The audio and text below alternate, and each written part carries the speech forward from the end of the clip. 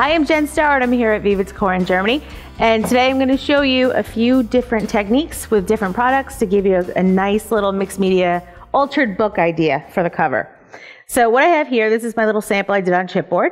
And we've done a variety of different things on here. We're going to use some rusty paint, which is this one. We're going to use some crackle medium, 2 different colors, crackle paint. We're going to do more rusty and make a little patina look.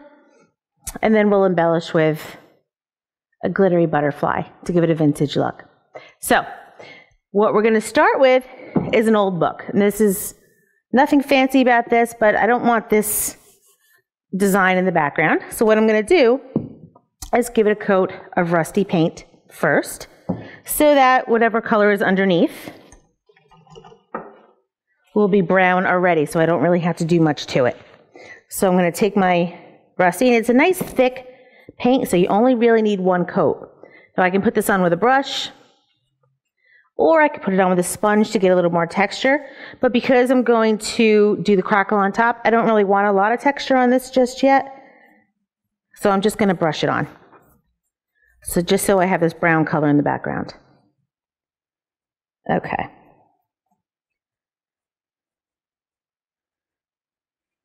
Okay. So quick and easy. I'm just going to dry this up real fast and we'll move on to the next step. Okay, so I've dried my rusty paint on the book, and then I've added a quick coat of the primer for the absorbent surfaces. So that's going to give it a little bit more tooth and keep it so that the crackle doesn't crack off or chip off later. So it's a really good layer to use on there. So this comes for porous and non-porous surfaces, so that you can even use this crackle paint on glass and plastic and everything else. So it makes it a little more, that's what I'm looking for. Easy to use on everything. So here we go. So I'm going to put on some crackle paint in 2 different colors. So I have the antique color and the Venice blue, which is my favorite. And if you see the crackles here, see how I've blended it, but not too much. I want to just do it kind of roughly, kind of loose, so that it doesn't, I don't necessarily want to make a new color. I just want to get both colors on there. So I'm going to use the back of my palette knife. I'm going to put this on nice and thick, because the thicker my coat of paint is, the bigger my cracks will be later, the more prominent they'll be.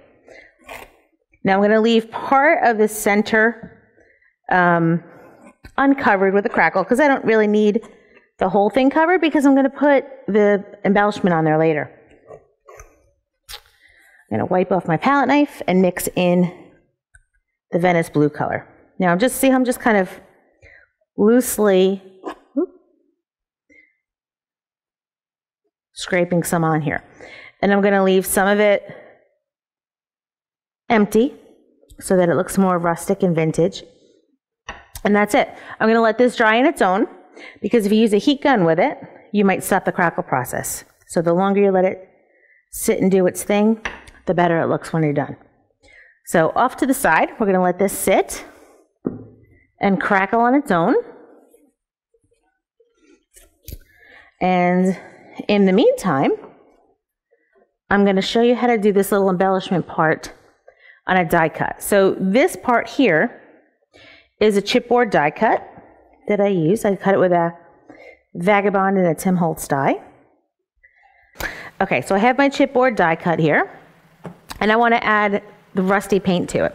So this time, instead of using a brush, I want more of a textured effect. So I'm going to take a little bit out and put it on my craft sheet here. And I'm going to use a sponge for this one. And all I'm going to do is pounce it on very easily. Of course, you can swipe it if you wanted a quicker effect. I want to see the texture.